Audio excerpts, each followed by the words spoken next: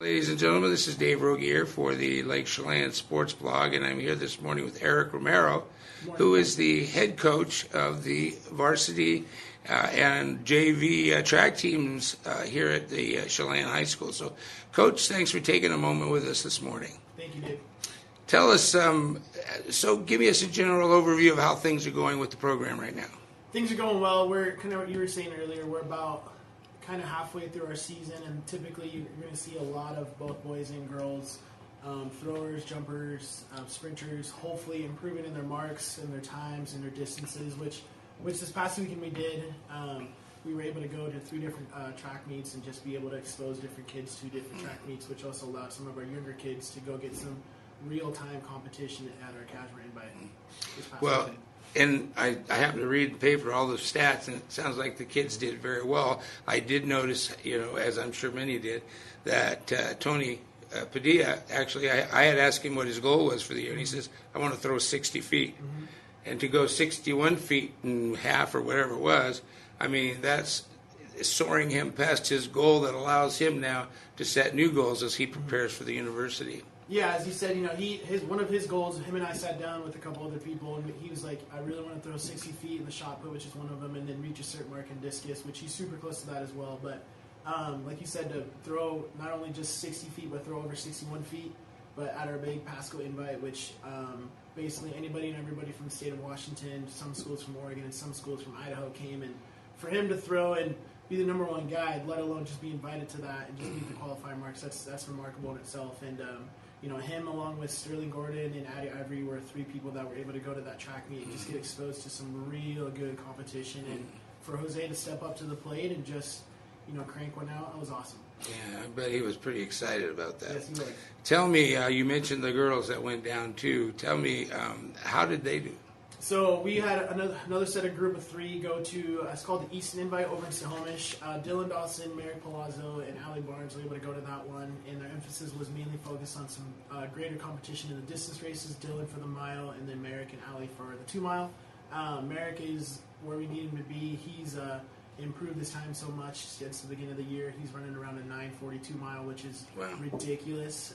Dylan Dawson has improved so much also as well in the mile, and then Allie Barnes ran a 12, I think it was a 12:20 in the 2 mile.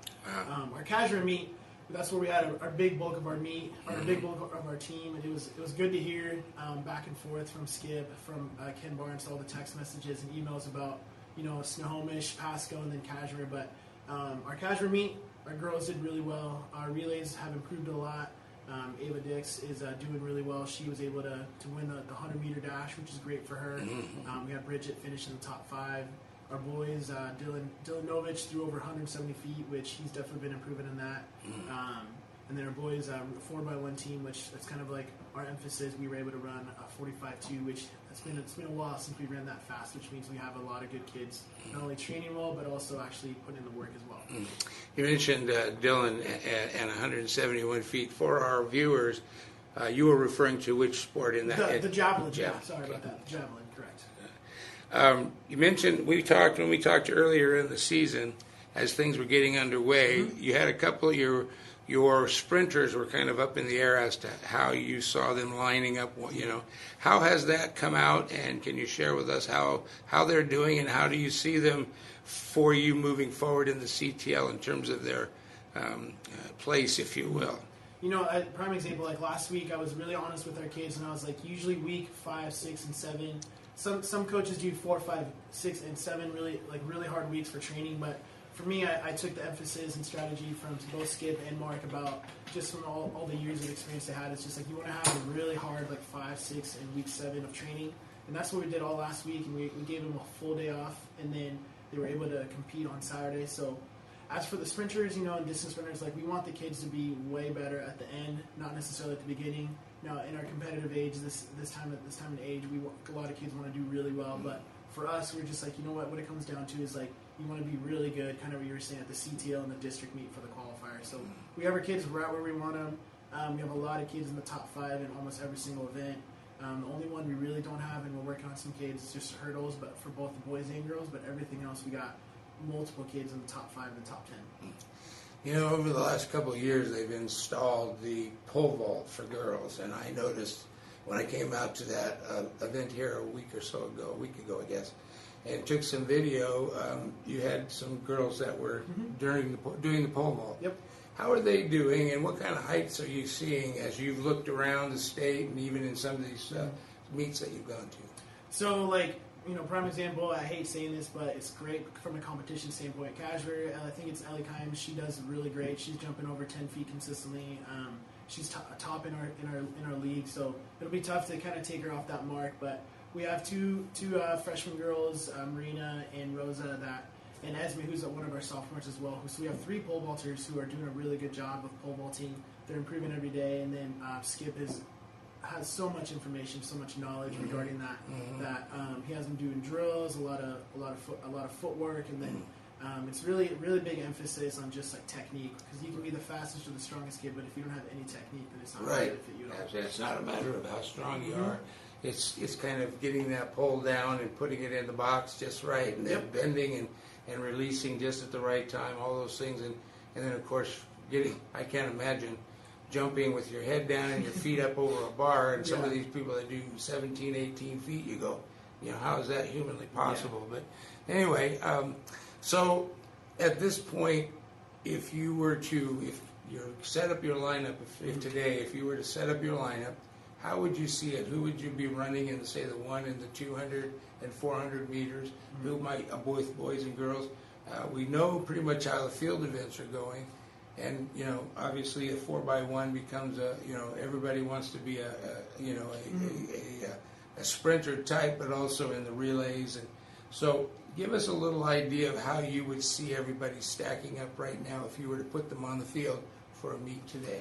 Luckily I don't have to do that yet, so I don't want to divulge too much information. We have about 4 or 5 sprinters that we can kind of really choose from both the 100, 200, 400.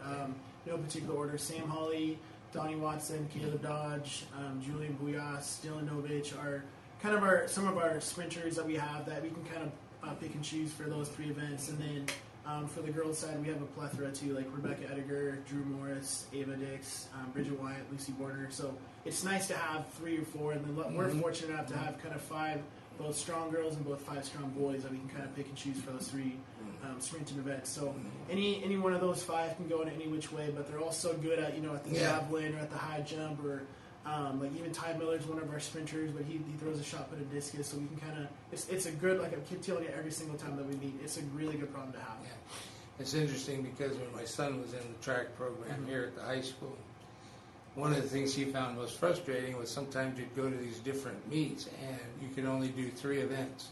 4 events. But at the time, this is almost 20 years ago now. It's hard to believe, but anyway, at the time you could only do like 3 events instead of 4, and it would frustrate him because he loved to do the long jump as well as run his sprints. So he would have to decide between the 1 and the 2 which one he wanted to run in order, because the 4 wasn't automatic for him. That was his race, and but he would find it very difficult to decide, do I want to go do this event or do I want to be able to sprint, whatever. And so it can be a challenge for kids to be able to decide, but it's nice that they have the opportunity to do 4 events. 4 events in a couple of hours would be enough to tucker out anybody, I would think. So, well, Coach, it sounds like things are going well. Yes, they are. And it sounds like you guys are geared up now with CTL starting, or actually I think you guys are into it now because of this most recent. At Kashmir, was that an invitational or was that actually a league meet? That was an invitational, yeah. And like what's nice is like typically we try to set up like either a Tuesday, Thursday, like small meet where we have like 3 or 4 teams, maybe 5, and then the big invitationals are usually on a Friday or a Saturday. Now, do you? So you're getting into then Kashmir, and do you guys go to Kashmir this week along with everybody else, or? No, so we try to like set it up like on big competitions. We try to face like our league, and then we try to face other schools. Like prime example, on this coming Thursday, we're going to Liberty Bell. We're going to face a couple not smaller schools, but just like only 4 or 5 teams will go to that. And then on Saturday, we have the Quincy invite, and then next week we go to a really big one over on the west side. It's our Bellevue Invitational. So it's a really big meet, and everyone can compete in that, which is really great. And it's awesome to get the kids on the other side of the mountain. So. And that's a week from this Saturday? That is a week from this coming Saturday, correct. Okay, all right. Well, Coach, we want to wish you the best of luck. Obviously, we continue to want to support the program. I want to be able to continue to get out and chat with the kids. and to be able to bring people into the homes, if you will, of about our kids and about how they're doing. So certainly want to be able to take advantage of that. So we'll look forward to getting out to a meet here real soon and making sure that those kids all get the time that I know you would like for them to have to share themselves and their events. And sounds very exciting. And I believe, if I'm not mistaken, you had mentioned early on in our interviews that you're pretty loaded because a lot of these kids are just still juniors, so you don't have a lot of seniors. So you can be coming back with a significantly strong team again next year.